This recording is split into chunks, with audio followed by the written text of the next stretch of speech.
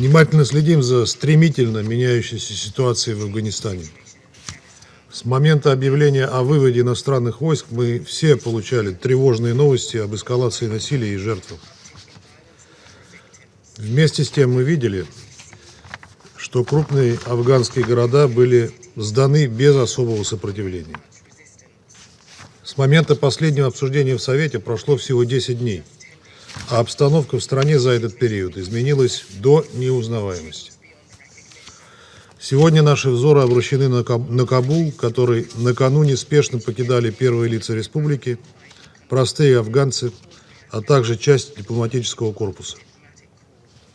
Очевидно, что такой стремительный разворот стал неожиданностью для всех, включая тех, кто еще недавно громко заявлял о высоком уровне боеспособности подготовленных и обученных за 20 лет афганских силовиков.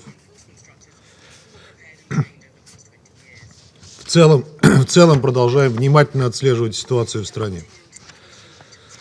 На данном этапе полагаем, что поддаваться паническим настроениям не стоит. Важно, что удалось избежать массового кровопролития среди гражданского населения. Призываем все вовлеченные афганские стороны воздерживаться от вооруженных действий и содействовать урегулированию мирным путем. Исходим из того, что международное сообщество обязано не оставлять усилий, чтобы помочь Афганистану достичь национального примирения. Чем, в частности, активно занималась расширенная тройка в лице России, США, Китая и Пакистана. Полагаем, что важную роль в этом мог бы сыграть и Иран. Что касается наших дальнейших шагов, официальных шагов в отношении талибов, то мы будем определяться с этими шагами в зависимости от развития ситуации и их конкретных действий. По имеющимся у нас сведениям, талибы уже приступили к наведению общественного порядка, а также подтвердили гарантии безопасности гражданских лиц и сотрудников иностранных дипломатических миссий. Рассчитываем, что в сложившихся условиях дипперсоналу и ООНовскому присутствию в Афганистане будет обеспечена безопасность, а их учреждениям неприкосновенность. В этих условиях посольство России в Кабуле продолжает функционировать в штатном режиме. Господин председатель, нас по-прежнему беспокоит сохраняющееся в стране присутствие теругрозы, включая ИГИЛ-Хорасан, чья терактивность рискует выплеснуться за пределы Афганистана и ставить тем самым под удар безопасность соседних государств в Центральной Азии. С терроризмом неразрывно связана и наркопроблема. Деградация обстановки в Афганистане за последние месяцы привела и к резкому ухудшению гуманитарной ситуации. Обеспокоенность вызывают многочисленные сводки о количестве внутренне перемещенных лиц и потоках беженцев за пределы страны. Это создает дополнительную нагрузку на сопредельные республики, включая Таджикистан, Узбекистан, Иран и Пакистан, не говоря уже о риске инфильтрации в регион боевиков, в том числе под видом беженцев. Находимся в регулярном контакте со всеми 5 странами Центральной Азии, как в двустороннем плане, так и по линии региональных организаций ШОС и ОДКБ. Господин председатель, мы по-прежнему заинтересованы в скорейшем мирном урегулировании в Афганистане, последующей стабилизации в стране и ее постконфликтном восстановлении. Убеждены, что от прекращения многолетней кровопролитной войны и нацпримирения выиграют все – народ Афганистана, его региональные соседи и мир в целом. We would also like to thank the permanent representative of Afghanistan, Ambassador Ghulam Isakai. We are closely following the fast-changing situation in Afghanistan. As soon as the withdrawal of foreign forces was announced, we all heard worrying reports about an uptick in violence and the number of victims. Furthermore, as we've seen, major Afghan cities fell without much resistance. Since the last discussion in the Council, just 10 days have passed. However, the situation in the country over that time has changed beyond recognition.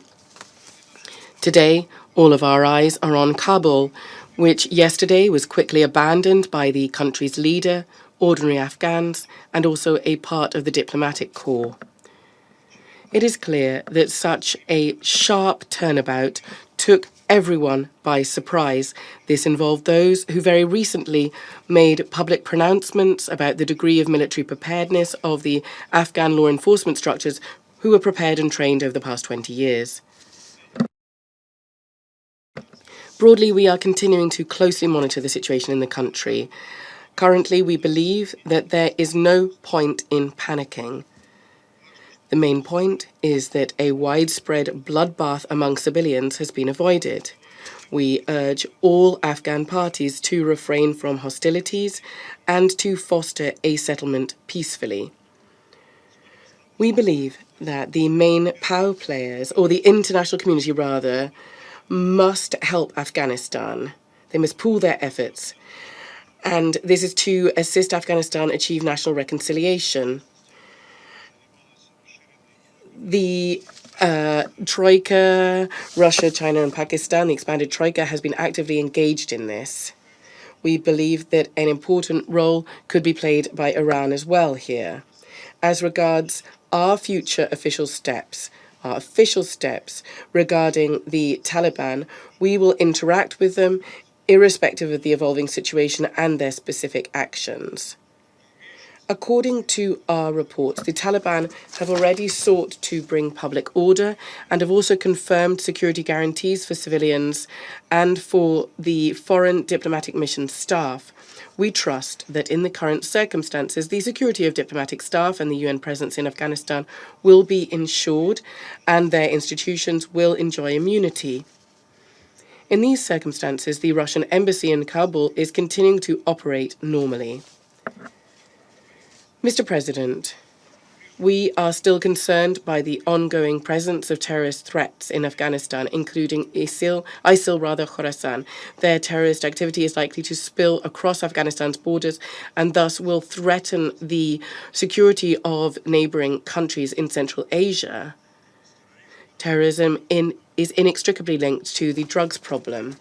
The deteriorating situation in Afghanistan over recent months has led to a sharp worsening humanitarian situation.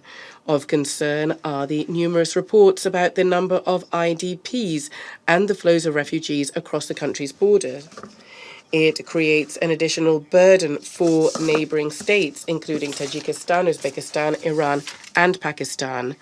Not to mention the risk of fighters infiltrating the region into Alia by pretending to be refugees.